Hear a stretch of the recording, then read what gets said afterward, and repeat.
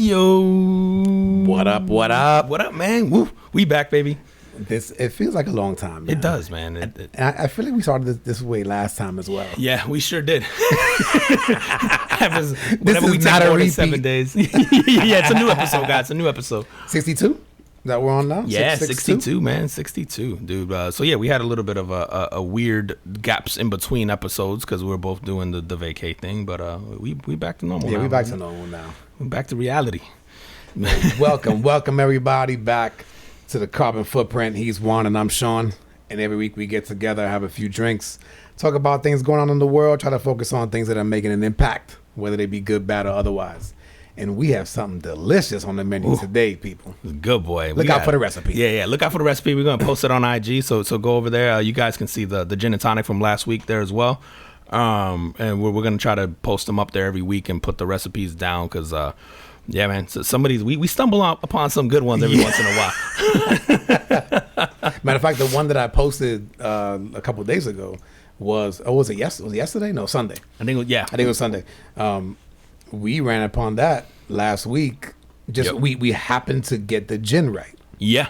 Yep. The gin with that. Yeah, because we'd always did tonic. a variation of it, Right. but with that gin, man, it just made a huge difference. We had people who don't even drink who were drinking that. Yep. Who were like, we were watching UFC and we were making that for everybody. And they're like, wait, this is good. Like people who don't even drink. And then when we ran out of the gin, the comments were, this one is good, What'd you change? but it's not as good as the other one. So it has been tried and true, people. Try that gin and tonic recipe out. So what we got today? So today, man, we calling this El Diablo. This is a little different. It is actually some tequila, and we brought out some Don Julio today. We were talking about this a few weeks ago. Normally, we've been messing with the Terramana lately, but we got the Don Julio Control, and then really funky. We muddled jalapenos and cilantro, and then we threw in about an ounce of the Control, an ounce of I hope I'm saying that right, an ounce of the tequila, 2 ounces I think I did of the passion fruit juice, and 2 ounces of orange juice.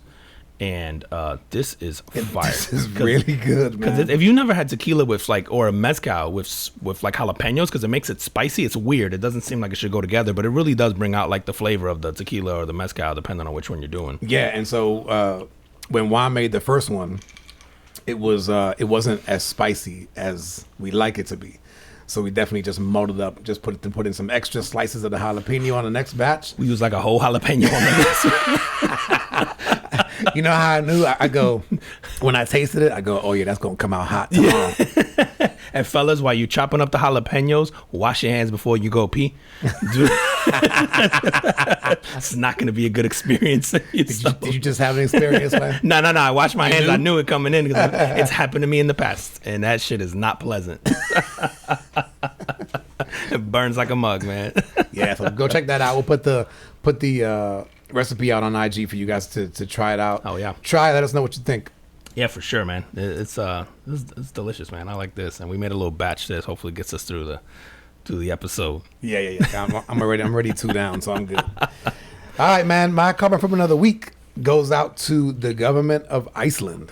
So these guys experimented with, and this is as a government, right? So they experimented with a 4-day work week. And they did it, and they started it back in 2019. Okay. So I think they did it for like a year, and then now sort of like the results are coming out. And at the very worst, there was no drop in production. In most cases, there was an increase in production. Okay. And the reason why they did it was there was like this whole theory of like burnout, right? Of folks working just working too much, working overtime. And so is it 4 10s or just 4 days? It's 4 days. Actually, no, I'm sorry. Is it? Or 4 like 8-hour days? I think it's 4 8-hour days. But, Okay. But they did mention in the article that I think you're right, and no drop in pay. It was like 4 8-hour days with no drop in pay. Correct. Yeah. And that was what it was. So they said that they did obviously the incentive was you're still going to make the same money. Yep. So they shortened meetings, they reorganized shifts. And then they did an evaluation on the processes, so to eliminate any like redundancies and inefficiencies. Okay. And they did it for like a full year, and it's worked. Like it's totally worked for them, man, and they're gonna keep going. And they did it both in the public and the private sector. Okay, so it's not just government jobs. They No. actually did it in both. No, Yeah, the because usually the government government was- will test stuff out. Yeah, Yeah, the government was pushing it, but they actually included some of the private sector. I don't think it was a mandate for everybody, Yeah. but I think that now, and I didn't see, so don't quote me on this. I didn't see if they were gonna mandate it across the board, but it seems like, wow, this thing really worked out. So we're gonna keep pushing forward. Pushing. Yeah, I could see. Makes sense there, and then I could see like that'll go to like a Norway too. Will do Dude, that it, makes and sense everywhere, bro. It does, but it'll never happen here, man. Dude, and I'm assuming that the whole like work 5 days, 40 hours, that's got to be from like the Industrial Revolution. Yeah, that's exactly right. yeah. That's all it is. Yeah. It's just it's and then the school system It used to kind be of revolves 7 around days, that. dude. Right? It used to be 7 days. I don't know. What's it that? And then at that some much? point in the early 1900s, somebody came up with like, oh, there should be like a day off kind of thing. And I think it started with one, dude. Yeah, I'm almost positive, dude. Like I never heard that, but I don't doubt it. like it was something like that, man. It was like it used to be 7, and then I'm almost positive one of the major car brands. I think Ford was the one who went to the to the 6 day? I'm looking it up right now, to the 5. I think it was Ford because they were getting burnout in their factories or whatever, and then they experimented, and then when Ford, yep, here it is. So in September 25th, 1926, Ford Motor Companies adopted a 5-day, 40-hour work week. And then about a decade later, Congress then passed like an act. They followed suit. Yeah, because then it yeah. So it's Ford started it, and I think when somebody major like a Ford, it took that, I think, for then people to kind of follow suit, and then but Right. it used to be, dude, like 6-7 days. I think it was like Dude, let me tell you, I had to blow out some PTO recently. Mhm. And so I was taking, because I didn't have any vacation time. I mean, I had a week off, but other than that, I needed to burn some time, prior to sort of my year anniversary. And so I was taking off like every Monday, Tuesday for a few weeks. And I found that when I went into work on Wednesday, I went in with a different mindset. I went in there going, I have 5 days of work to get done in 3. yep. And guess what? You get it done You got it every done. time. You just work different.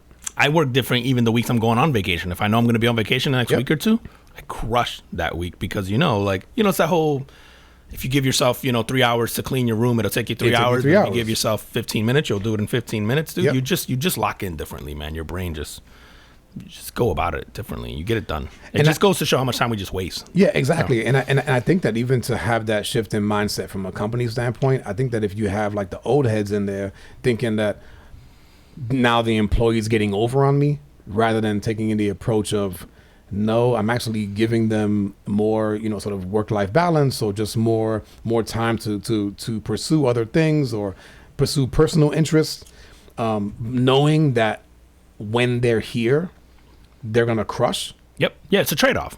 It absolutely Like I'm trading you work-life balance and for you hopefully crush this. In those. for 8 hours of like drilling work, right? Like, Yep. dude, how many times you go into the office and you see people, and we've done it too, right? Where you have time to bullshit. Oh, yeah. It's all that it happens all the time. Or somebody comes into work and like the first 30 minutes is them going downstairs and getting coffee from the break room, and then They say hi to settling- everybody. Yes. Stop by every office on the way there, on the way back. Find out what you did on your weekend. Yep. Talk about the game last night. Yep. Yeah, by the time you settle down, it's like, oh, damn, it's lunch. You got about 30 minutes of work in that first 3 hours. Yeah, I it's funny, man. I think if this ever happens, if it's ever going to take shape, this will be the start of it, because I think, we've like talked about this a lot on here of like, there seems to be this like employee revolution right now, right? That COVID helped kind of kickstart, where for the first time in what feels like probably ever, employees have the leverage right now, because I mean, you and I both, like, dude, I've been to a lot of places in the last, even on vacation, where they couldn't staff it.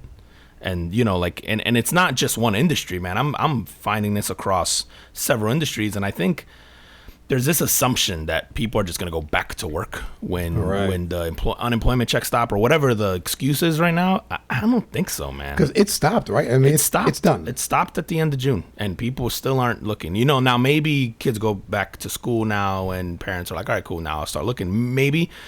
I also still think, man, there was, again, like the awakening thing we talked about, where people are like, no, I'm a valuable resource. And it wasn't viewed that way before by a lot of companies. I mean, there's certainly companies out there that did value employees as a resource.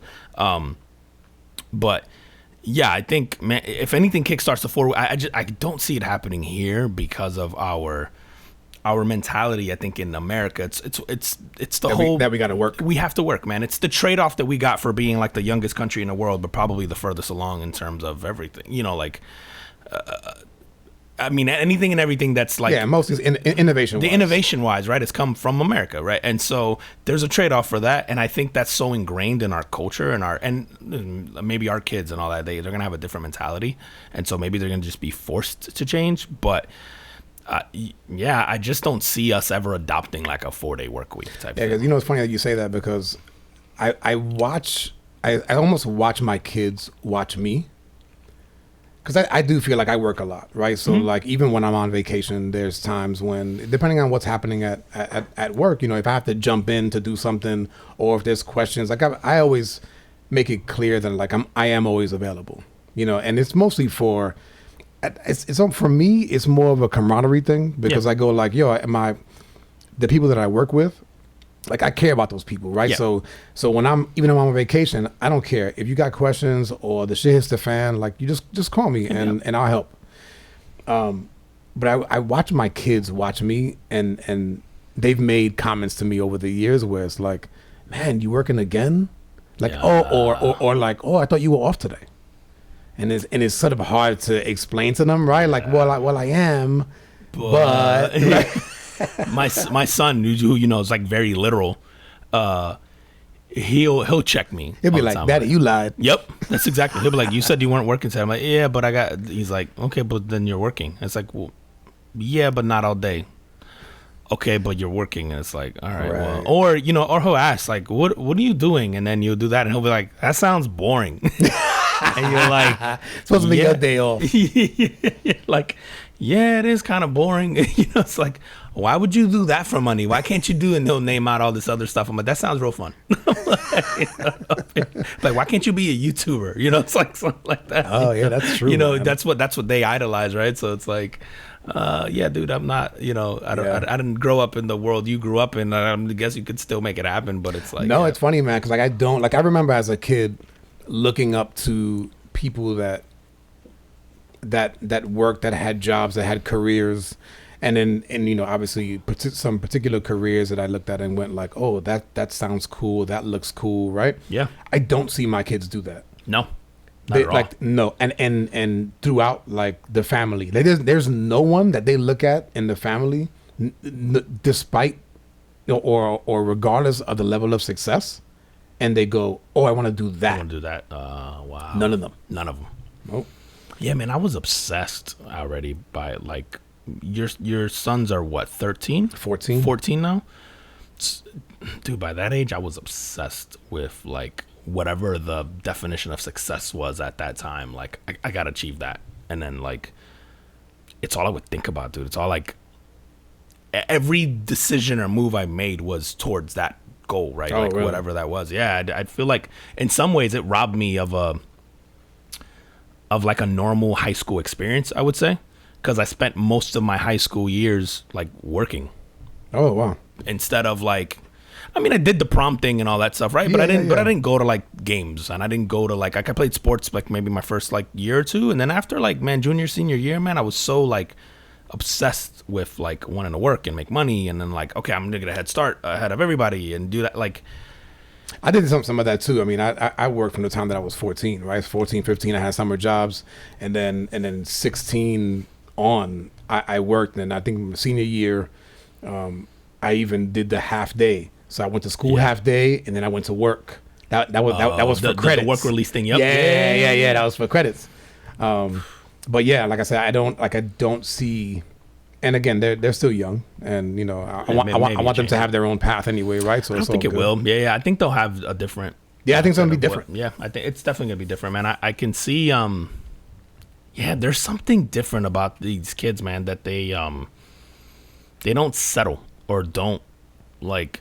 You know, for all the flaws, I guess, that people will say that there is, and there is some, right? Like growing up in this generation is hard, right? You can't get away from bullies because they're online. You can't, you know, if you're, you know, like when we were growing up, we were watching a TV show or whatever, and they would give you the definition of what a good looking person is or whatever. Like you saw it there or whatever, you can kind of avoid it, or you weren't always like thrown in your face. It's not in your face. Right. Now you have this like, whether it's fake looks or fake success or fake, everything's just thrown in your face all the time. But I feel like, man, our kids aren't gonna care as much, right? Like even this generation now that's moving away, where you have like the social media influencers who are all about like they're traveling and they're taking pictures wherever, and the meals and everything is about like, look at my life, look at my life, look at my life. Like I think like our kids aren't even gonna care for that. I think they're more of the like, yeah, like that's cool. Like yeah, I don't know, man. I have one and one. Yeah, one of them is like I want the big house, the big cars, the big money, the big this, the chains, the name brands of this. And then the other one, like his twin, is exactly the opposite. That dude's like, all I need is a room in this house forever. In this house. I'm like, damn, you ain't never leaving, man. That's wild, man. Yeah, I feel like it's funny, man, because I'll have conversations with people like about like what, you know, like work burnout, right? Like you and I will talk about stuff all the time, and I'll get people to tell me like, man, you're so young. And I'm like, dude, I'm an old 34, man. Like I feel like, because I've been working for like 20 years. But I was like, I've been working 20 years, like go, you know, like grinding. Yeah, grinding, man. Like, dude, thinking about it now, senior year of high school, dude, I had a Monday through Friday job at night, like went to school in the day, Monday through Friday, and then work Saturday and Sunday. Oh, wow. 7 days a week, bro. Yeah, that sucks. For like, it sucked, dude. And I can't remember a time in my life. Did you think it sucked then, though? No. Yeah, you liked it. I was cashing checks. It was great. And, you know, and I think about the amount of money. It wasn't a lot. It was a lot Right. to me at that time. Yep. But it wasn't worth the... When you live at home, man, shit's a lot of money. Shit's a lot of money. Yep. I had a good time. So I had a lot of fun. But like, looking back on it, it's like, was that money worth like, you know, being a normal high schooler and having that experience? Gotcha. And then like, yeah, I don't know, man. And then like, would I've embraced if I had that, would I have embraced a traditional college experience, right? Would I have like gone to college all day, every day? And because I went to college in like 2 or 3 classes at a time because I wanted to work. And like I never went all in on it, you know, and it's stuff like that where you go, fuck, you have the rest of your like, and that's what you don't think about as a youngster. No. You have the rest of your life to work, man. Like you think like I got to do this now. Yep. And it's like, dude, if I can go back, I'd have bummed it till I was like 24. But I'm also sure that you had some experiences during that time that were valuable. Absolutely. Yeah, absolutely. I mean, I've had great experiences, whether, you know, work related, personally, you know, there's things that I got to see because of work that I thought would never happen, right? That were like bucket list things for me that I was like, wow, like, you know, so I definitely had moments where I paused and went, holy shit, like this is wild. Like, how did I get here? But yeah, I you know, there's still the other side of that where I just go, fuck, man, do I trade those like 5-6 years of just being a kid? I guess it's like that. So, but yeah, man, I feel like we're hopefully moving in the right direction. It feels like so many employees, man, are taking kind of empowering themselves, which I think it's good, man. I think I think in America you see how slow people are to even embracing the remote thing.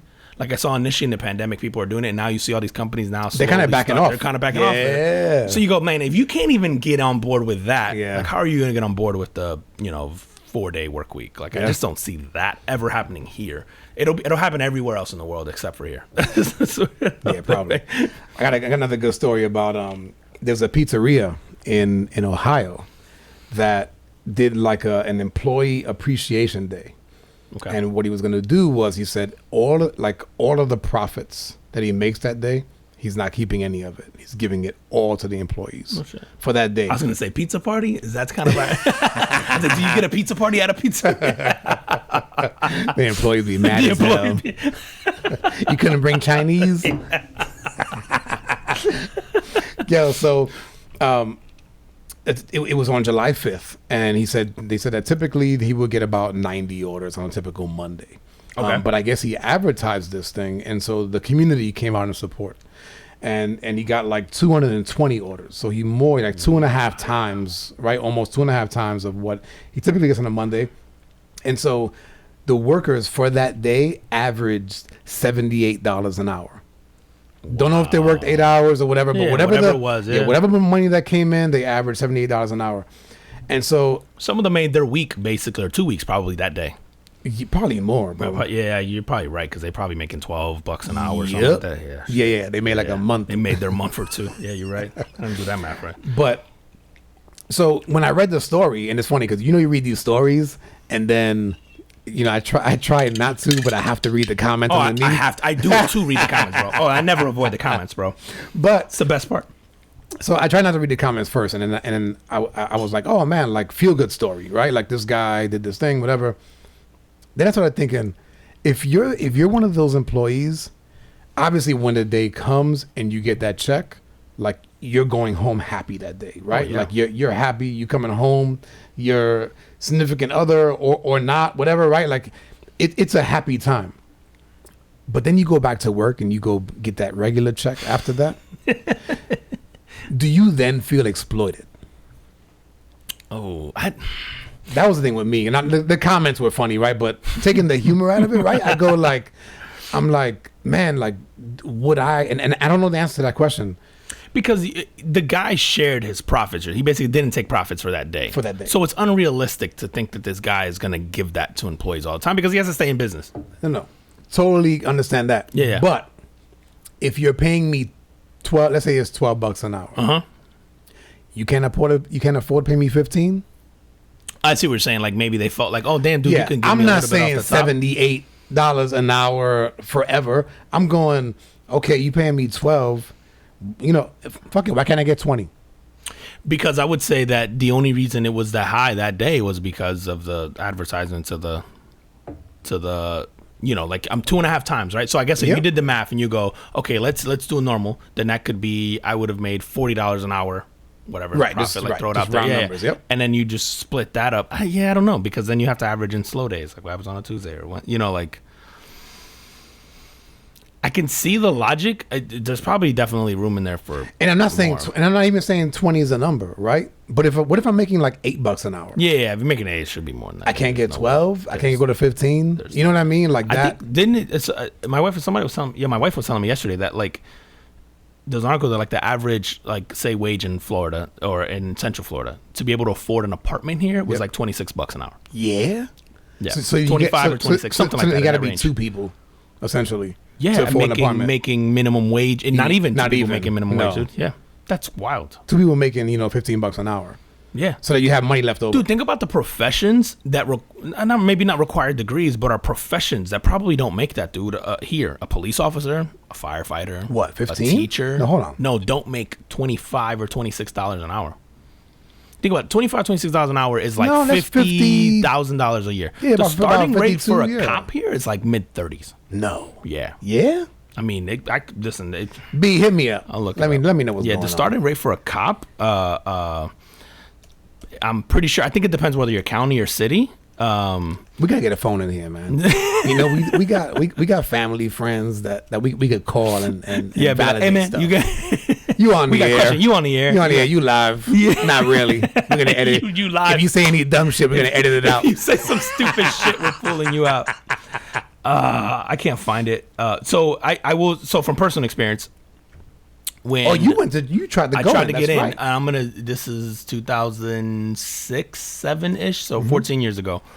If I went, and I know I'm gonna get these two wrong, but I want to say it was county. The starting salary at that time was like $33,000 a year. So you figure it's gotta be 40 now. I would hope. Minimum. I would hope. Right. Right. It's gotta be. That's not enough money to get shot at, bro. Well, we know that. Fuck that. And then I know a lot of them. So a lot of them, that's like the starting base salary. A lot of these guys make their money taking side gigs. So the cops, you know, they take the security detail or whatever it is, like, go to the church, and they ride that out and make a ton of OT. So there's cops that make 6 figures because they just ride the shit out of that. Yep. But talking starting salary, if you work your normal job, like normal shifts and all that stuff, Yeah, dude, there's a lot of professions that don't make that are like, I know for sure teachers. I think in Orlando now, I think Aren't they up to 40? or in No? Florida it's 47. I think DeSantis just nice. passed something. Okay. Yeah, Hold on. So the teachers get paid more than the cops? I probably, dude. Wow. I think you're kind of, and I know the city paid more. The city of Orlando, I think, paid more for cops, but the Orange County didn't pay as much. Somebody's gonna hit us up with that now, but I think it's probably, I would hope, man. Dude, did you order the phone? We need a phone, man. I got it. You know his number? Let's go. I would, but my phone died. You know what we need to do? We just go YouTube live and then just tell them the. Oh yeah, that's what we got to go. do. Tell them hop in. We do. I think actually that's capable of doing YouTube live. So let's do it. But so here's a good question for you. Yeah. If the job that you're doing requires little skill, but the company you work for is making a shit ton of money, should you get paid by how well the company is doing, or by what the skill level should pay? So like if you sell, I don't know, we sell piraguas, right? And it's really hot here, and so the piraguas sell like hotcakes, right? So you make a ton of money, but we know it's a low skill job, and so I pay you minimum wage. Dude, so morally, ethically, right? Like you want to do the right thing, and I want to pay you enough to live. I think that's where my kind of idea would be. But I still go back to I'm going to pay you as hard based on how hard you are to replace. Like, if I can literally pick someone up off the street to do the exact same job you're doing, then it doesn't, because some things to me aren't careers, right? It's a job. Like, it's a job. You're not supposed to want to be there the rest of your life. It's supposed to be like an in-between thing. And maybe as a company or as an owner of a business, you understand that, and you're going to have high turnover, right? The flip side of that, though, is these people do represent your company, represent your brand. They're the client-facing or customer-facing kind of like representative of the brand. So there is like a balance there where you go, okay, these guys could potentially lead to more sales and more because of how they, we've all had good or bad experiences anywhere, and that's all based on an employee, but we associate it with that company. The company, right? Yep. So yeah, man, that's a hard one, man, because I've always leaned towards I'm going to pay you based on how hard you are to replace. And there's just some jobs that are they're jobs. They're not supposed to be a career path. Now, I do want you to make a livable wage, and that's where I think that's where, right. Yeah, the conflict for me is I want you to make a livable wage. I just don't know what that is that's reasonable. So, like, going back to this pizzeria, which by the way, it was a Heavenly Pizza in Findlay, Ohio. So shout out to that guy, the owner of that guy, for doing that. Great idea. It is a great idea. Maybe we'll do that annually or whatever. Right. That's like a bonus. Basically, they gave them a bonus for the day. Yep. I mean, but if and not this place, but any place like that, right? If you're selling the hell out of some pizzas, and the profits are coming in, and you're paying minimum wage or maybe slightly higher, but you're getting enough profits to then open store number 2. And then store number 3, right? And you can expand your business because you're bringing in that much money. I would hope that at some point the owner would go, you know what? I got 10 stores.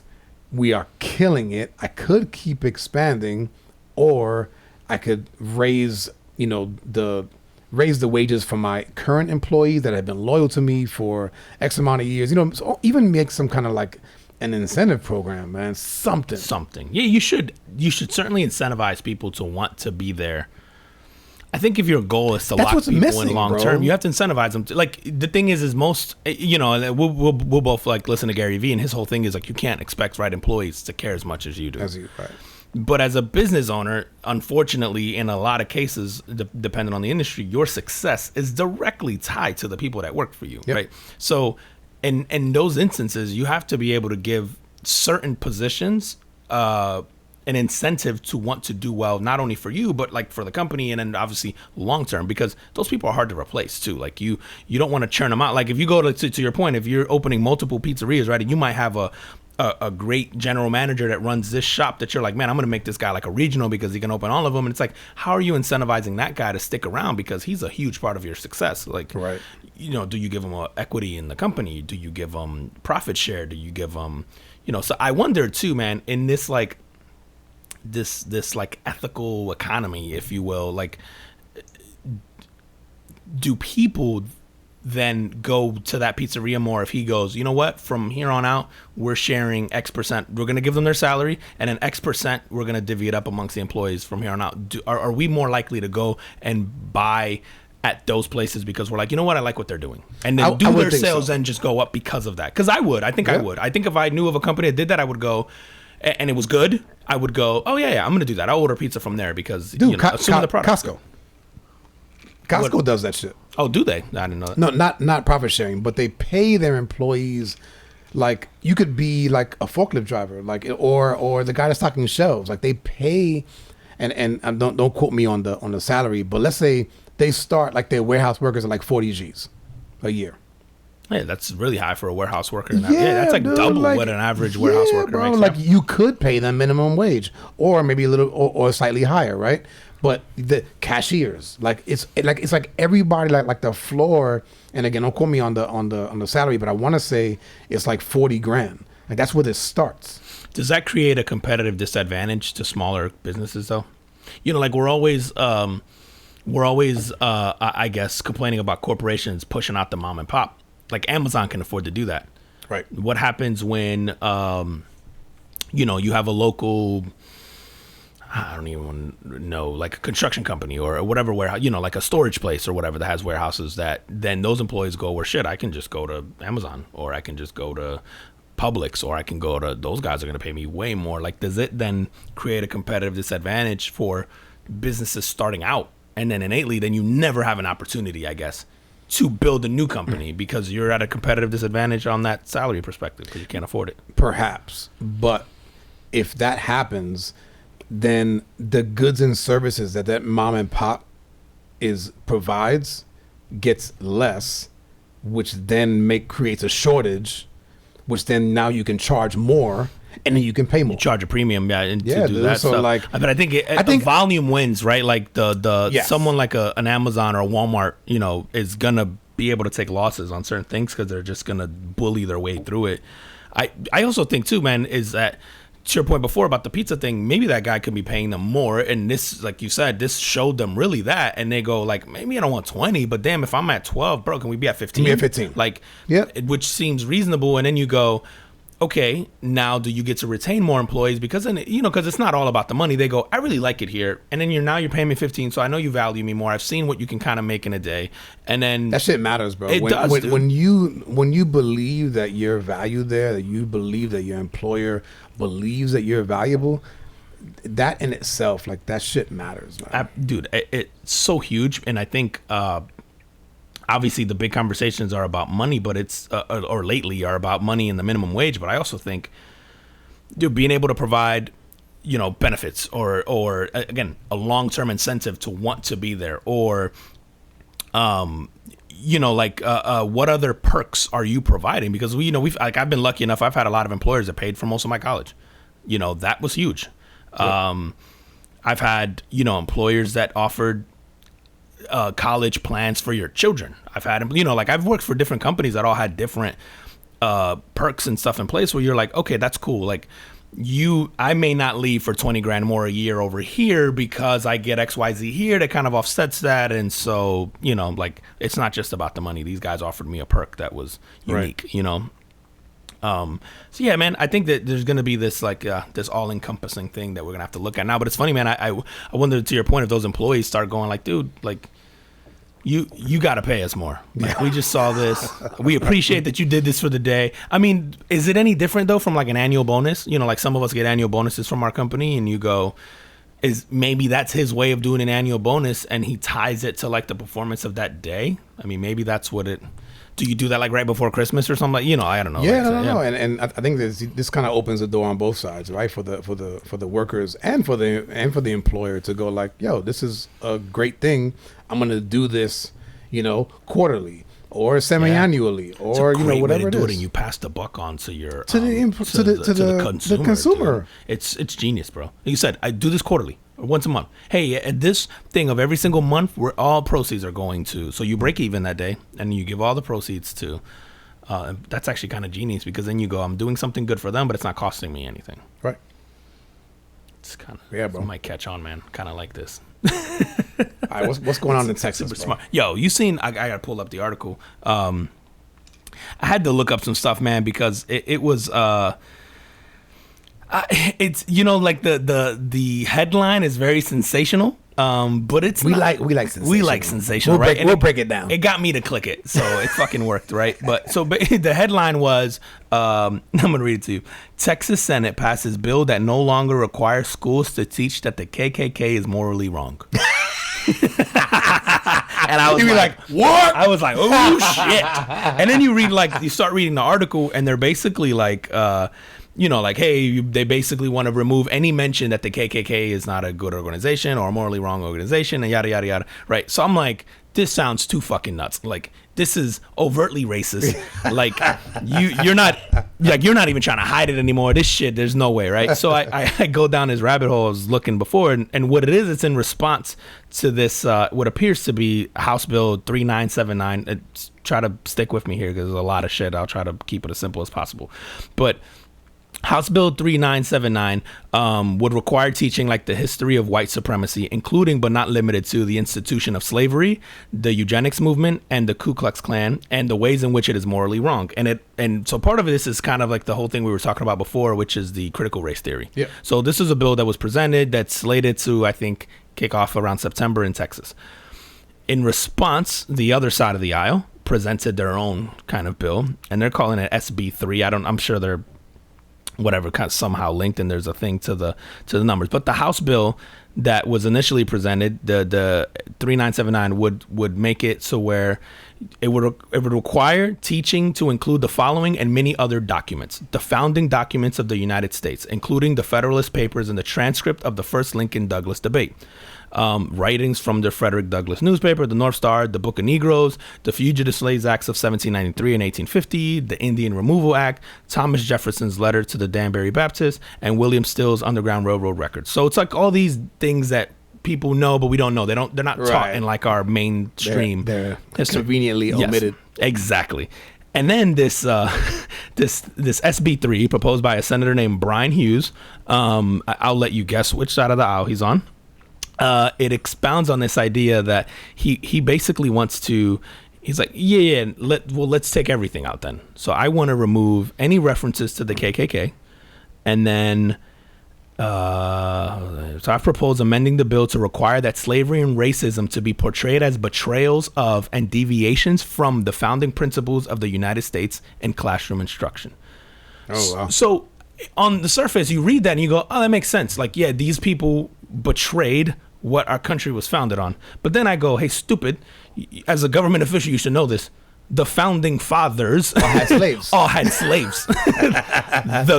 Right. A great portion of our history and of our monuments, including the White House, was built by slaves. Yeah. So you can't just go, hey, these guys, they were basically, it's almost like they were forced traitors of our nation. Right. Like they're like, hey, these people acted alone. It wasn't what we were founded on. It's like, no, these were the fucking people who wrote the document, bro. Yeah, that's right. Like, because his things, he goes, HB 3979 is about teaching racial harmony by telling the truth that we are all equal in both God's eyes and our founding documents. He added, I guess in his proposal of how you amend it or whatever it is, like, but I go, but doesn't what is it? Is it the Constitution that says that we're all equal? No, but what is the one that says like the was it 2/5 or 3/5 of a man? 3/5 of a man. Yeah, exactly. Yeah, so, like, they shall be counted as 3/5, right? And then so I get kind of deeper into this, right? And then it's just basically this backlash against the whole like critical race theory for Texas. So he's going. HB 379 would require the historical documents related to the civic accomplishments of marginalized population be taught, whereas SB 3 contains no such provision. So they just want to bring to light these documents that exist. There's evidence, and basically they become part of the curriculum. You study these documents, you can read them. These are written by, obviously people of our time, Thomas Jefferson, whatever it is, and include them as part of the curriculum. He says he doesn't want to include that, and instead he wants to include he wants to remove Martin Luther King Jr.'s speech from the letter from the Birmingham jail and the I Have a Dream speech. He wants to remove the Supreme Court's decision in Brown versus the Board of Education, which established the school segregation as unconstitutional. Right. He wants to remove the Snyder Act of 1924, which granted citizenship to indigenous people or Native Americans. He wants to remove the Emancipation Proclamation, which freed slaves. He wants to remove the Universal Declaration of Human Rights. Bro, the list, go out and do the research. No, of course, but it's massive. It sounds like it's him going, yo, you're making us out to be this horrible people, so I'm going to present a bill that's so outrageous, and I'm going to remove anything, right? Everything it's the response of like, well, if you can't do this, where do you draw the line, right? Like it's like you said, it's the like I'm gonna go to throw the Hail Mary this way and try to reel you back towards whatever it's so stupid. It does put out a required document, so the list is shorter. He wants the required reading should be or I guess part of the curriculum should be the transcript of the first Lincoln-Douglas debate, the Federal Civil Rights Act of 1964, the 13th Amendment to the Constitution, which abolished slavery, the 14th Amendment, which gave former slaves citizenship and the right to vote, which there goes your 3/5 thing. It's like, so you want to include that, but you don't want to include the things that led us to have to do that. Right. And then the 19th Amendment, which granted women the right to vote, the historic relationship between Texas and Mexico and the diversity of the Hispanic population in Texas, and then some civic skills such as the ability to determine the reliability of information sources, which I agree with that one actually. But so those are the things that he wants to make required. It's so fucking he's just going the me. other way. Yeah, he's just going the total opposite way. But this is this is why we don't get anywhere. Because you're like, oh, I'm just going to go be completely unreasonable on this side, and I'm going to be an asshole about this. Because you go like, dude, you're either not trying to hide the fact that you're racist as fuck, or you're just like you said, you're just gonna be a dick and be like, all right, well, if we're not gonna teach. I think it's the latter, man. I think it's just being a dick. Like, in my opinion, I think we talked about this, was it last week or the week prior? It's history. Just teach it, and you teach it as a way to tell people this is how we got here. Right? It's not a revenge thing. It's not a we have to get back at so and so, and it's not for you to have hard feelings, even though I can understand that reading some of this stuff, and there's all kind of books and stuff out there, on these kind of topics. And I can understand that when you read through that stuff, man, it can really invoke, some harsh feelings. Yeah. Right?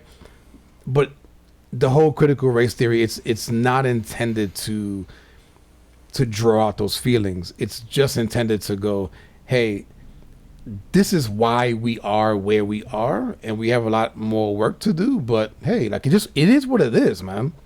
Hey, if it happened, dude. None of us are here if not for all the slavery that happened throughout the world, throughout history. None of us. And we're not saying like every white person is inherently racist. It's like, hey man, we're talking. Here's something that happened. Here were the ramifications of that, and then how do you improve upon this moving forward so that we can be, harmonious? Yep. Listen, man, America is a fucking experiment, right? No country in the world is like us. None. No one has the diversity we have. No one has had no one is as capitalistic as we are. No one is, so there's upsides, right, to being here. You get so many people from so many different places, which brings so many ideas, which is why the ingenuity, usually comes from America. The downside to that is there's a bunch of fucking people here who don't like each other, right? Like you get a bunch of people who, and because of our tribal nature, it's just not going to work. It may never work. It's a fucking experiment. You go, or maybe it's 200 years from now where then you go, we're all fucking a mix of everything, right? Right. Dude, we were talking about this recently. It's like my kids, for example, are mixed 3 ways, right?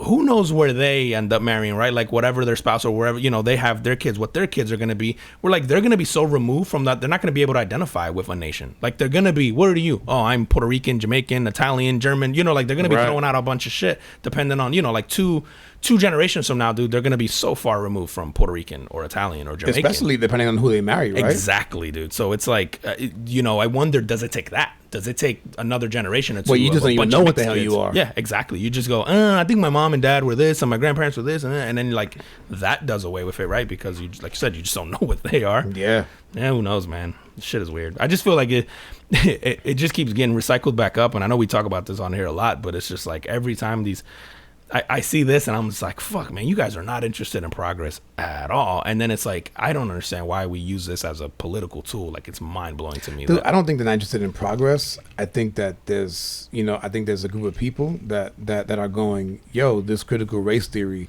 puts a bad light on me, and I had nothing to do with that.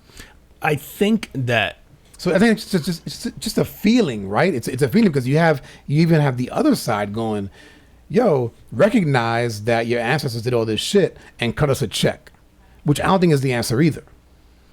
So you have the extremes on both sides, and it's like we just got to meet somewhere in the middle to go like, yo, they're facts. Dude, like all this shit happened. It's facts. You know what? I used to be on this side of like, I don't know, the reparations fixes things, but so I've like read more on just reparations in general, like historically. Okay. African Americans here are the only group of people that we've never paid off for fucking them. Think about it. We gave we gave casinos Americans and no taxes to the Indians. We gave Native Americans. Yeah, that's fucked up. Sorry. Yeah, Native Americans. This is how fucked up I am. Listen, yeah. I was taught by a bunch of colonizers. Sorry. I got dude, the Japanese internment camps in World War II. Yep. We paid them off. Oh, wow. There was another group of people here, man, that we screwed over that we've paid off. What was it, Asians during World War II? I'm saying the Japanese and internment camps during World War II. Yeah. And there was one more group of people. I don't want to get it wrong, but we have historically have demonstrated that when we're like, yeah, that was fucked up, here's a check. So I can see why, like, the black community is like, well, fuck, bro. Like, you screwed us worse than everybody. Right. And then, like, you give everybody else a check and you don't even give us, like, yeah. So someone had a good idea, man, on a podcast. I wish I could remember what it was now, but it was like, the idea was that do you make them, I guess, make it so where they don't have to, if you can somehow prove, I guess, that you had like a slavery in your ancestry line somewhere, and I don't know how you go that way, but maybe there's a way. Anyway, you are excluded from having to pay federal income tax. Forever? Yeah. Just through your life? Yeah, through your life. So your kids know? Well, I guess if your kids are from a lineage of that, does it keep going? Or do you say it stops at 2 generations, right? Like, do you put an end to it? Because you go, listen, how long does it take to right this wrong? As a nation, right? Do we go, hey, two generations from now, people aren't going to remember this. So guess what? You and then maybe your kids, but their kids are out. Do you do that? Mm-hmm. Does that give you a head start to go, hey, guys, go invest that money in property, go do education, go. Doesn't really cost you anything because essentially that money gets pumped back into the economy anyway. Yeah, and you build it for infrastructure and you do that. I go, fuck, that's probably not a bad idea. It's not a bad idea, bro. Because I'm gonna tell you right now, I'll take not paying any taxes. Shit. Yeah, man. I don't know what the answer is. I started my ones for 2020. Whew, I put that shit down. I was like, we wait until October. You can wait that long this year? Yeah, well, I filed the extension. Oh, yeah. And I thought, let me just knock it out of the way. Yeah, so the extension, I think, takes me through October 15th or something, right? And so I started kind of like trying to, I was like, let me just knock it out. Nah, I was like, we leaving this shit till October. You might need to start paying like extra. You need to claim like 0. I felt like I was, man, but you're clearly not enough.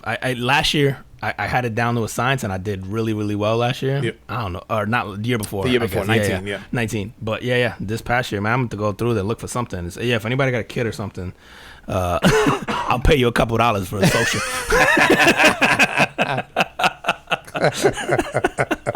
Shit, at my tax rate, listen, I'll pay for your daughter's quinceañera if you let me have her social. God damn.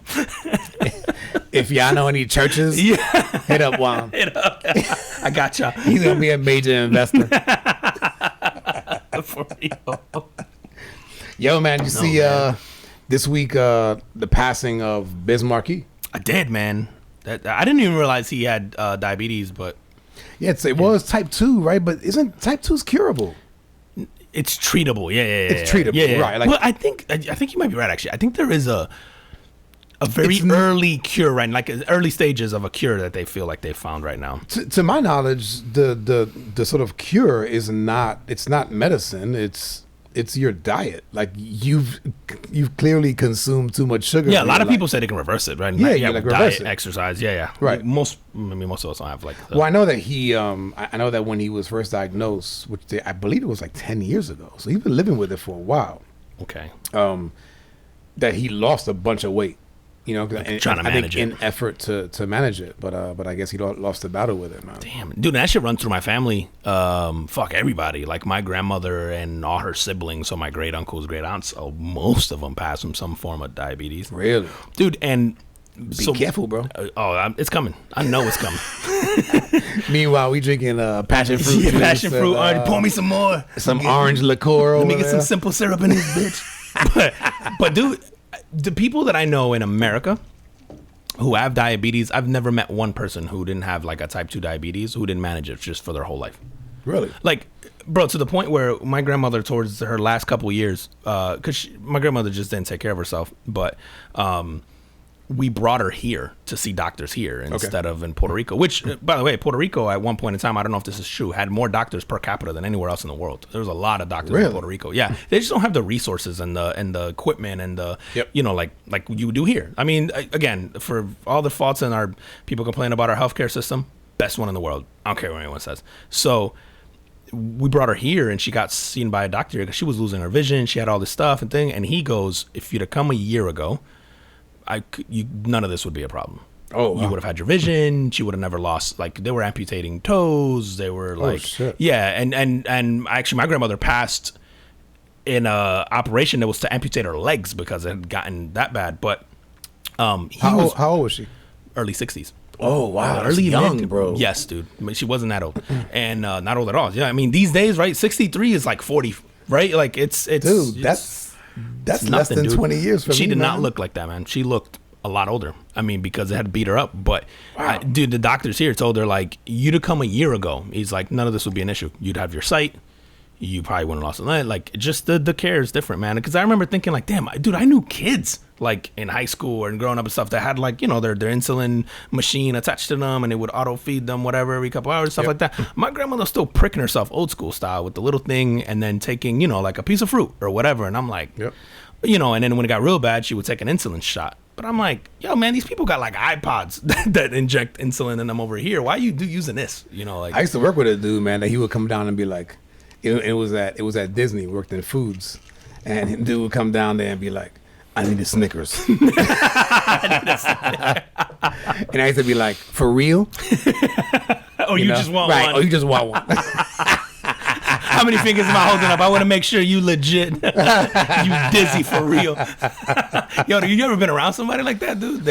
Well, one time, man, I was actually in Disney as well, working in this little like drink place. And it's a hot day, long ass line. And this lady comes barging up to the front of the line and she goes, I need an orange juice. And I was like, ma'am, there's a line here.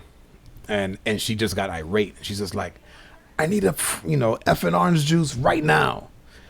And I was like, somebody else behind me like looked and I was like, I got it. So I took one out and I gave it to her and she stood there and drank it. I didn't even charge her for it. I was like, here you go.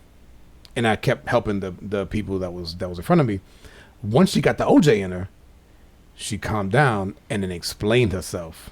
I got diabetes. It's like a life or death situation for her. And what the fuck? Like, yo, if she would have said, and I told her when she explained to me, I go, yo, like, if you would have just came up here and said, I got diabetes, I need an OJ right now, I'd have gave you 5. Yeah. You know what I mean? Yeah, dude, because it's like that, and then they gotta have it. I guess so. Yeah. It really is, man. It's like that, and then like, it's gotta happen, or they're out. Right. Or it just gets worse. They lead to a hospitalization or whatever. Right. It's bad, man. That's wild, dude. That sucks, man. Yes. He was a pioneer. Like, he was before my time. I mean, obviously knew who Biz Markie was, but then I, all the major hits or whatever the stuff, but. Yeah, man, that was shitty to see because you starting to see like these all the guys, not all, but like a lot of the big names that was coming up when I was a kid, the guys I was listening to as a kid, obviously he's one of them. My favorite track from him, man, is "Make the Music with Your Mouth, Biz." Like that one. I don't even know that I know that. I think if you hear it, man, I think okay. you'll know it. It's from his first album. I think it came out in like '88. Wow. Okay. But like he's kind of known for "Just a Friend," right? That was Yeah, like yeah. that was like Yeah, his that's the big banger, hit. yeah. Dude, I read a story, man, that so like he wasn't supposed to sing that hook. It was supposed to be somebody else supposed to come into the studio. They didn't show up, so he just starts doing it. And it became. And it his became biggest yeah, hit and ever. it became That's so it was crazy. his biggest hit ever. Another funny story about him is he made a song. I think it was on his third album, and I think it was called like Alone. Yeah, it's called Alone Again, Okay. and it has a sample from an old Gilbert O'Sullivan song. Okay. Also by the same name. It's called Alone Again, Naturally. Song is fucking horrible. The Bismarcky song is fucking horrible. But anyway, he gets sued by Gilbert O'Sullivan, and it was what set the precedence in the hip hop community that if you're gonna use samples, you better get permission. Oh, so it wasn't. I guess That nobody was using started it. samples, right? Nobody was using. No, they were, bro. I mean, matter of fact, he had another song, and I can't remember what the name of it was. He had another song that sampled like a 70s song, like a 70s track. But this one is funny, man, because this is Gilbert O'Sullivan, dude. If you ever hear this song, this Alone Again Naturally, you go, why does that guy even know who Bismarcky is? But Bismarcky named the track the same. He just left it naturally out. So I'm assuming that's how they kind of caught it, and it was like, yeah, oh, blatantly ripping off yeah, that song. right. Where like now you gotta ask for permission and you gotta get. But it was because of this. This one set the precedence. Dude, because some of the biggest songs, classics, and rap or hip hop, whatever, are samples. Yep. Like of old Gangsta's There's Paradise. so many, yep. And fucking what's the big Dude, the Gangsta's Paradise, I had never heard the original song to that until like 2 years ago. Oh, the Stevie Wonder joint? Yeah, Yeah. I had never heard that. Which is why that song doesn't have curse words in it. Stevie Wonder was like, you, I guess when they asked for permission, Yeah. he goes, there can't be any curse words in it, you can't use it. Oh, This is why if you go that's a back great and listen story, to that, man. yeah. And then no, it is, and it's funny because the name of it, right? Gangster's Paradise. You would think that it's it's gonna be hard, it's crazy hardcore thing, and you go like, I think about that as that song as a kid, we're all singing it, rapping it, or whatever, Yeah. like, and you're like, yeah, shit, it doesn't have any curse words in it. I always thought it was just because of the movie, Yeah, because the movie's Dangerous kind Minds, of a feel good movie, right? yeah. And then what was it? Puff Daddy's the song he did, "I'll Be Missing You." Right? He sampled a Stink. Was it there? Sting. Yep. There's a recent song that has a huge. Oh, the Juice WRLD song, the kid that passed a couple years ago. Yep. Juice WRLD, his biggest hit, the Lucid Dream song. He samples. I think it's a Sting song also. I have to hear it. I'm not sure. That dun dun dun dun dun dun dun dun dun dun dun. The way it starts or whatever. That's a song. That's an old song, dude. Nope, I'm gonna look don't ring it a up. bell. I sound a little special there. Hold on. Do that again.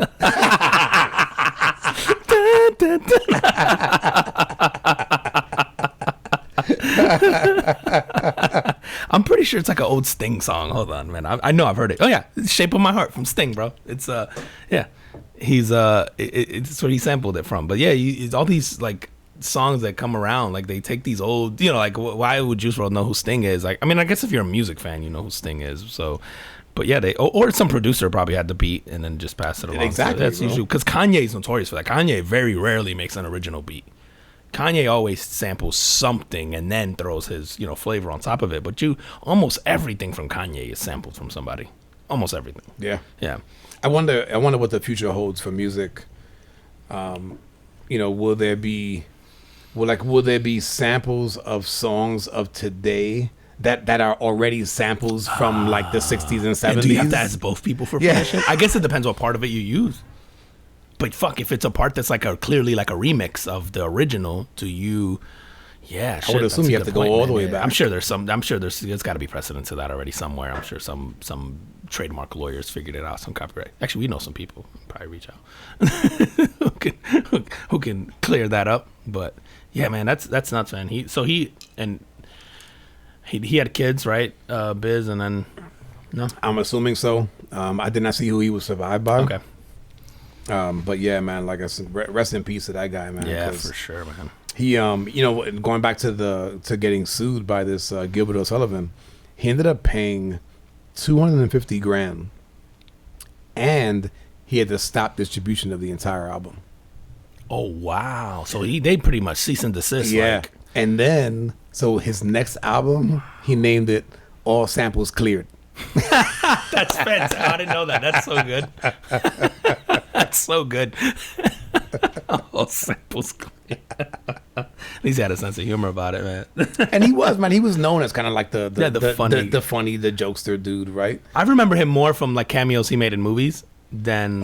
He was in Men in Black. Men in Black. Didn't he do like Yo Gabba Gabba? Yep. Which I would never have known if I didn't have kids at the time that I had kids. Mm-hmm. I'd never know what the hell. But I remember watching that with my kids and going like, "Oh shit, there's Marky." Yeah. So, and I remember him more from that stuff. I mean, I obviously knew like when he's on that stuff, like, oh yeah, he's a hip hop guy. I mean, obviously I like really into hip hop, but I wasn't around for his like the prime of his career. Right. I guess. Yeah. So you hear everything kind of after the fact. Just like LL was big when I was in hip hop because LL had a good run there. It's because mid-90s.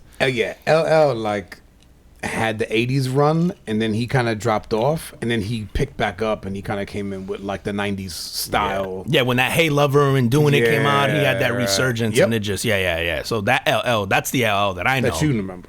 And then obviously, Yeah, like I'm like the Rock the stuff. Bells LL. Yeah, the Mama Said Knock You Out. Even before that. Yeah. See, so so I didn't go back to listen to that until after I had heard the new stuff, and I was like, oh, who's this guy? Kind of thing, and then got into that. But back then, I had to go buy CDs or a tape of something. It's not like now where you just go like iTunes or Google Music or whatever and just go, oh, give me all the songs by this artist. You know what I mean? Like back then, you got to hunt shit down.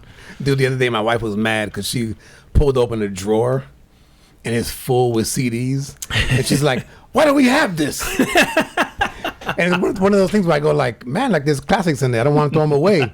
But then I think about it and I go, I can get them whenever I want, on demand, mostly for free. Like there's no reason to keep those the same CDs. Thing. I can't get rid of them. Right? I have probably 3 backpacks full of CDs, like actual stacked, and then a couple of boxes full of CDs that I can't bring, and I haven't opened them in years. They're just sitting in storage. Does your car even have a CD player? Do they still come with them? My car does actually, but most of them don't. I would think most they don't new ones anymore. don't. My car actually does. Yeah. My car's old, right? So it has it. To be fair, my car has a CD player because that's how you.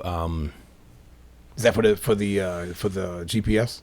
Yeah, I think that's how. The GPS might be an SD card that you upgrade. There's something that because my car came with a CD that was for. I think it was like the manual. Comes in a CD and you can read it through the screen on the car. It's really fucking weird, but yeah, that's hilarious. I can't get rid of mine either, man. I can't do it too. But you hear about that lady in Tulsa? No. Dude, lady named Lauren Graves. This is a little nuts, man. She's one of the most wanted people in Oklahoma. So the police named her one of the most wanted suspects as an accessory to murder. They think that she was involved in the murder of a guy named Eric Graves. So they're offering a reward for information leading to her capture or her, I guess, information just leading to her being captured. So she killed some dude. They think she's a suspect. Yes, yeah. Okay. Or it was at least was an accessory helped. Okay. So they had this thing, they post on Facebook, they obviously post an article, her pictures, they're plastering it everywhere, yada yada yada, and they finally caught her, bro. They caught her because she commented on her thing, on the post, bro. What'd she say? She said, "You got my bad side." She said, "What?" And this shit doesn't make sense, but you'll know what she means, I guess, sort of. She goes, where's the reward money at? Bro, the best shit is the comments. But the first one that pops up is this lady named Jane Doe. Go, girl, you better stay off social media. They can track your ass. Dude, there was some dude recently, man. So wasn't some like hip hop dude that was doing like a live IG? Yes. And they was like, oh, that's where you at. We going down there and kill you. Yep. And they killed him. Yep. Dude, that's happened to a few people, man, where they go like, dude, that happened to the politician in Mexico. I think we might have talked about that here. No. She was on like, hey, on Facebook, hey, I'm gonna go live from this blah blah blah blah, like doing some like like a political event or whatever, like a rally type thing. The cartel rolled up. Yep. Yeah. Chitty bang bang, gone, bro. Wow, yeah, bro. dude. Like that's this shit. Dude, I usually like. I mean, I'm on social media, right? But I usually wait. Like if I ever go on vacation, or if I ever go anywhere, right? And if I want to post pictures for my family and friends, I always wait until after, man. I'm not one of the people that be like, oh, like checked into restaurant. At the spot. Oh, yeah, I don't do that shit, bro. Taking a bite of this right now. And not because I'm important. I think somebody's gonna come out and snipe me, but like I don't want people to know when I'm not home. Oh, it's funny, man. I've heard multiple people say that. I'm like, damn, you think people checking? But I guess people are checking, bro. It would be silly not to assume, I guess, that's a good tool for people who want to do nefarious things. Is you just track people on social media, man, and go like, oh shit, they on vacation. Let me go hit that up. It's funny, man. Yeah. Again, hey, I got the smallest house on the block. Me too.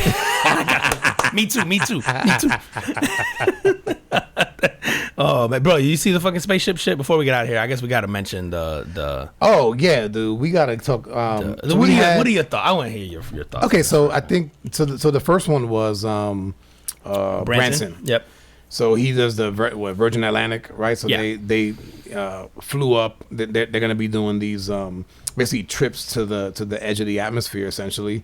But I watched it, and you're only so once you get to the edge of the atmosphere, the pilot kind of turns around and goes, "All right, guys," or not turns around, but goes to the loudspeaker and says, "Unhook, unbuckle, and move around the cockpit as you see fit." And it's cool because there's windows all over the place.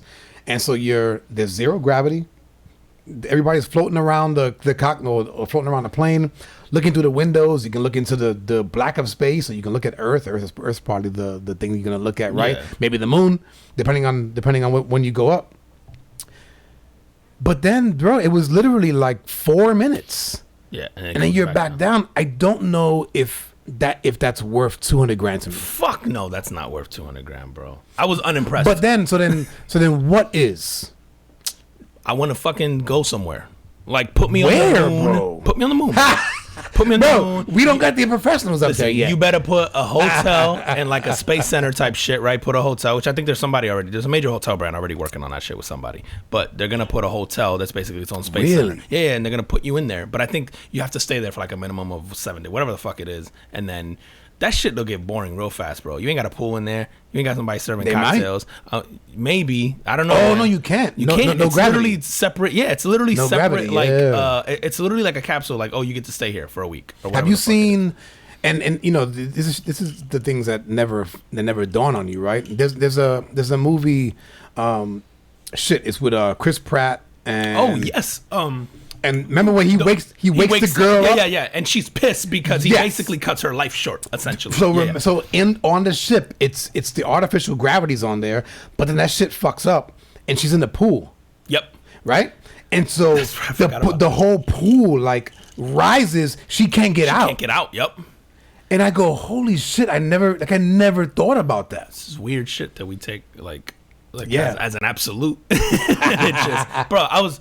First off, Richard Branson, bro, to me is if I was a billionaire, I'd be Richard fucking Branson. That guy just does crazy shit because he can, right? Like he's jumping out of planes and he's doing fucking stunts and helicopters and he owns islands. He owns islands. Like Richard Branson is like that's doing the model billionaire. He's doing it right. So the spaceship looked cool as hell. Mm-hmm. And shit looks like a TIE fighter. Has Virgin plastered all over it. Right. And I go, still not impressive. Like the plane looked amazing, but I go, $250K or whatever it was, $200K. I'm like, and you just take me up there and it come like, bro, you just took me on a plane really high, and then you just. But you know what? Like I said, you want to go somewhere. 'Cause I was thinking like, oh man, I want to stay up there longer, but you can't. Because the Earth continues to rotate, and it'll leave your ass, and you just end up landing in the fucking ocean. On the flip side, bro, or plan the fucking orbit back to somewhere else. Like that shit would be cool to me. You take off in space, you spend whatever, maybe even a day, doing space Not even, shit. man. You wouldn't even. But what are you gonna do? Yeah, that's probably a There's fair point. nothing There's to nothing do to do. right- There's not no right space now tourism anyway. right Right. now, right? Yeah, and then just let me land in Dubai or some shit, or like you know, Dude. have some cool shit. We land in Dubai and we go in the big ass pool. Yep, exactly. Oh, yep. Remember the pool that I just did? Woo! Like that shit is The phenomenal. Dubai, you can fucking now you can see the tallest buildings in the world. You know, half a mile high. You can go on camel rides in the desert. You can four wheel in the dunes. You can. They have the ski slope. Yep, they have like yeah, they Right? have ski slope. They have artificial islands that with hotels on them and shit. Yeah. That they just make. And now they have the deepest pool that's 200 feet deep, I want to say. I think Yeah, 200 feet. Yeah, okay. I thought it was bigger, but No, it's 200 feet. Dude, that's far. Yeah, bro. that's pretty big. Yeah, that's far. Yeah, it's like 10 times what? Like that's like 20 times your house. Like average ceiling in a house. Yeah. 10 foot. Yeah, shit. Yeah, dude, that's really far down. And so in that, I don't know if you saw the video for it. And if you haven't seen it, guys, go check it out. Just go look up like Dubai deep swimming pool. Yeah. And there's a restaurant down there. That shit looks lit. There's bro. so essentially you strap on scuba gear and you just dive into this pool. There's a restaurant, there's an arcade, there's so fire. a pool table, there's a gift shop, there's a library, and there's an apartment. Or there's apartments. Yeah, that you can kind of like go through. You can go through. Yeah, explore yeah, yeah. or whatever. Like that shit looks fucking Dude, it looks phenomenal, awesome. bro. Listen, man, we need to hurry up and get scuba certified so we can hit Dubai on that. Listen, we're gonna get scuba certified. Yep. Over here with the manatees first. Yep, with the manatees first. Then we're gonna go on the Virgin Atlantic. We're gonna go up for 10 minutes. Come back down, land in Dubai. Yeah, listen, Richard Branson, let us do the first podcast from space. And we could do a podcast in 4 minutes. Do the thing and let us land in Dubai. It'll be the shortest episode ever. First podcast in space. Hit us up. Because I'm definitely not getting on Bezos shit. You seen it? So I didn't see it, but It looks like a giant dick, bro. I'm not. Well, I'm not he getting went on it, bro. like rocket style, Bro, yeah, it looks like a flying penis, bro. I'm out. But it was successful, I'm assuming. Yeah, I didn't see it come back down. Unimpressive too. Like it Same shoots thing. up. It's a little capsule. It's Yep. bro. It's a penis. I'm gonna show it to you, bro. No, I It's- saw it. Did you see it? Yeah, yeah, I And then saw the it. tip of the penis comes off, and then it parachutes back down to Earth. Not impressed, bro. Sounds painful. Bro, fucking Branson shit lands like a fighter jet, right? Like when it comes back Oh, down. it It's like does, a okay. damn. I think it's. I'm pretty sure it Like a does, glider man. almost. It's a glider. Bro. It is a glider. It looks cool. Okay. Bezos went like normal rocket style. He went like It was, SpaceX. I was visibly uncomfortable, bro. This shit looks like a giant penis. I couldn't watch it with my kids. I can't show them the lunch. I was like, I'm out. I'm not getting on Bezos shit. Matter of fact, it looks like Bezos. It just looks like a giant penis, bro. It's I can't do it, bro. So Richard hit us up. I'm gonna do the first podcast from space, and then let us go to Dubai. Let us land there. I'm sure there's a Virgin hotel in Dubai. We'll stay there. There probably is, bro. We'll do another episode. And Branson doesn't do anything half-assed, bro. So, you know, anything he does is probably going to be pretty amazing. Or at least he's so flashy with shit that it's at least going to look cool. Like, I was not impressed by either one of these two. Like, Yeah. the time where they went, I'm like, it's space, but is it really? You know, like, it's like... I mean, it is. Yeah, but is it really? Like... It's the closest you're gonna get to right now. I guess, If you're man. not an astronaut, bro, like I think it's a really cool experience. I just don't think like I wouldn't pay it. The 200K is too much for me. I guess if you're somebody who had the 200K to spend on that, bro, that's like a $200 plane ticket, right? I'm gonna assume for most, right? But I don't care how much money you have. Personally, me, I would have felt like it was wasted. Nah, if you got big money and the 200K is like $200, like if it's $200, I'm doing it, bro. I'd be like, yo, you took my whole morning, bro. Nah, bro. If it's $200, you're doing it. And he took some. Bezos took up some. Was it Bezos or Branson that took up the 82-year-old? I thought that shit was That impressive. was Bezos. The He fact took up that- like the youngest and the oldest, and the oldest, ever. which is cool. So he broke mad records. Youngest, oldest, Right. first billionaire, and then or something because I thought Branson had that, but it was something to do with a billionaire. It was youngest, oldest. There was something else that he had. Well, in he there where is the richest guy in the world right now. So maybe right? I it think. was that like richest person in space or what? Is it Something him like or is it Musk? I know they go back and forth, bro. Nah, I think right now it's him. Is it bit? Yeah, that's right. Because Tesla crashed. Musk, get your shit together, bro. And then Tesla stock will go up. Oh fuck, man, that shit is. All right, how we doing on too time? funny. Hour 13 in, man. We good. You got any more All stories, man? I ain't got any more stories. You got something else? Nah, nothing that can't wait, man. All right, I'm so trying to see if I had anything interesting, dude. tell me. You know what? I got this one. I kind of wanted to end on a high note. I guess this is sort of a high note, but it's a little fucked up. Dude, do you seen the maid at the All-Star game? No. Bro, there's this maid. This is an MLB All-Star game, yeah. So Yep. in Denver, Colorado, it was at Coors Field. Yep. Dude, this maid was cleaning a room, and she found 16 long guns, body armor, 1,000 rounds of ammunition in a room, reported it. And the room was overlooking like this downtown area where all the festivities were and all that. And then it was four dudes who took up the room. Here. And so I guess the plan was, and they had this set up like in front of this window. And right. And I guess the plan was to pull off something similar to the Vegas thing. Yeah. But 4 dudes. Wow. So they were gonna go in, bro, and because all these festivities were gonna take place in that like downtown area, they already set up all this stuff. So I guess they were just waiting for people to flood. So at some point that day or in the next day or two, whatever, they were gonna go in. Dude, if you're one of those 4 guys planning, don't you put like do not disturb on the door? You're assuming that the people who do this shit are not crazy. This is true. Be like, yo, imagine like, bro, did you hit the do not disturb button? They're listening right now. They're like, God damn it, Paul. Yeah, Paul, I told you to put the do not disturb hanger. Did you put the do not disturb hanger on the doorknob? I thought you did it. God damn it, we gotta go back now. And then Rosita ratted y'all. You Yo, before we go, man, I wanna hit up one thing. NBA Finals, Game 6 tonight. Yep. About to watch that. Hell yeah. But man, if any of you guys watch sports, or even girls, or if you have kids that are into sports, look at Giannis Antetokounmpo. Look at his interview for after Game 5. He talks about sort of how he focuses for his games, and I think it's so important to what he said, where he says, like, if you focus on the past, that's your ego. And if you focus on the future, that's your pride.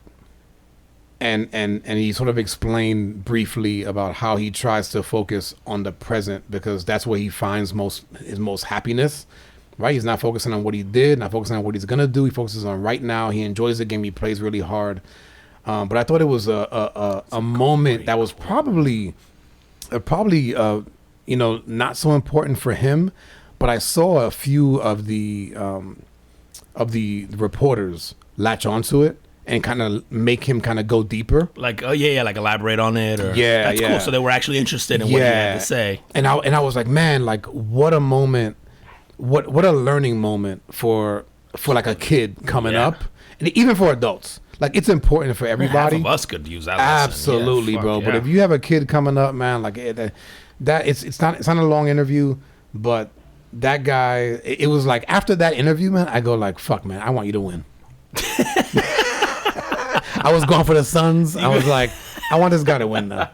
I really don't care who wins, but I'm also, I'd be wrong, I guess, because when he signed that 5-year deal, I was adamant that he was not going to win a title in Milwaukee.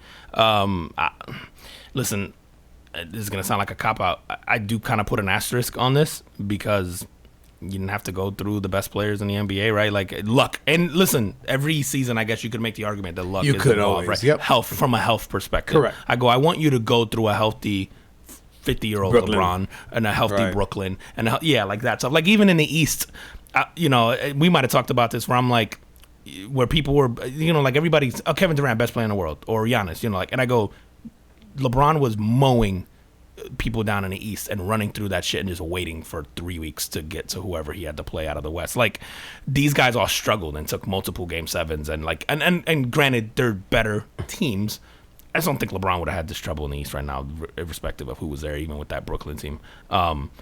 So I think there was some luck involved, obviously. Like, I think Phoenix, I'd like to see a healthy Lakers team had a chance to defend that, I guess, against a Milwaukee or whatever it is. But you know what, man? Fuck it. You can only play with the cards you were dealt, and he's doing it, right? And I'm happy for someone like him to get it. And dude, he'll be the first person in a long time that's going to do it without the super team thing.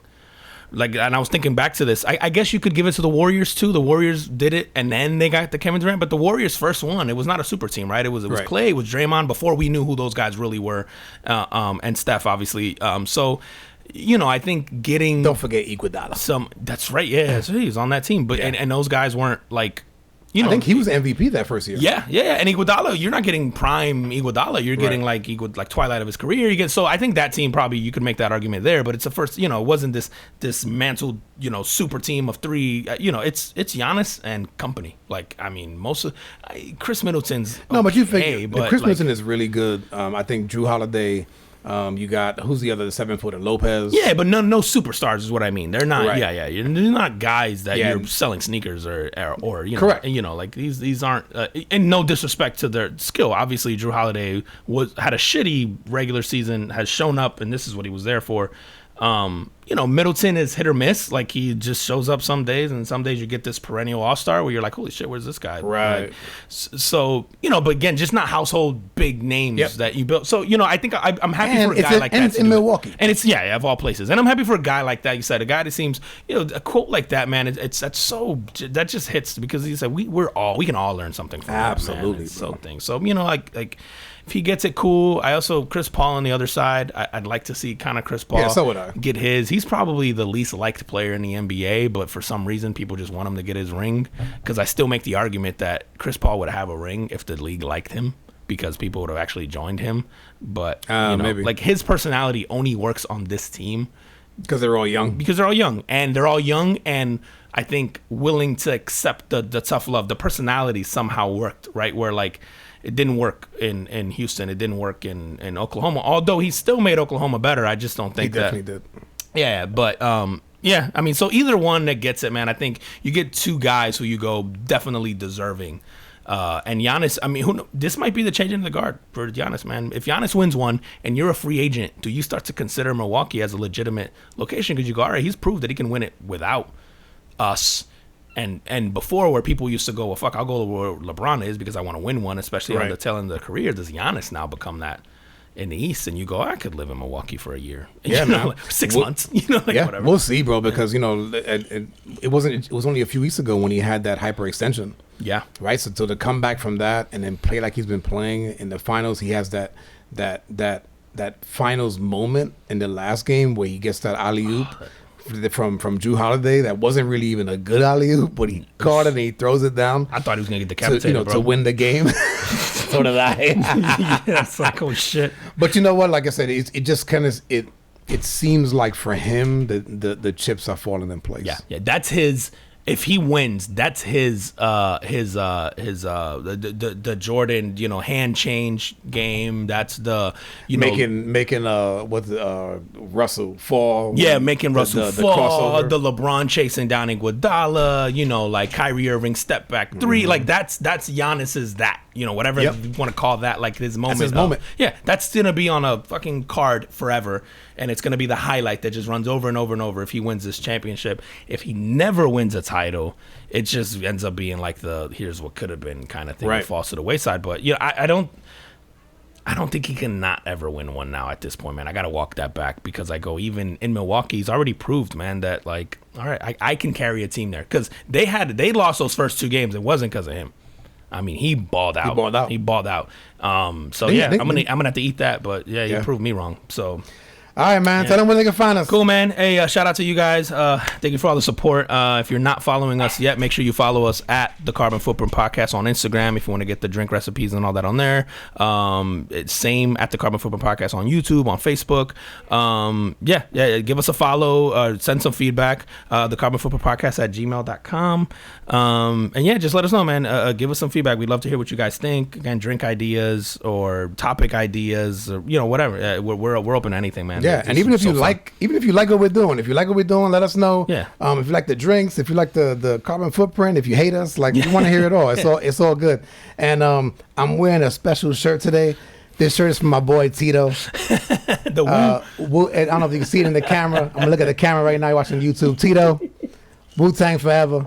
I gave in. All right, I guess we'll see you next week. See you next week. Peace. Peace.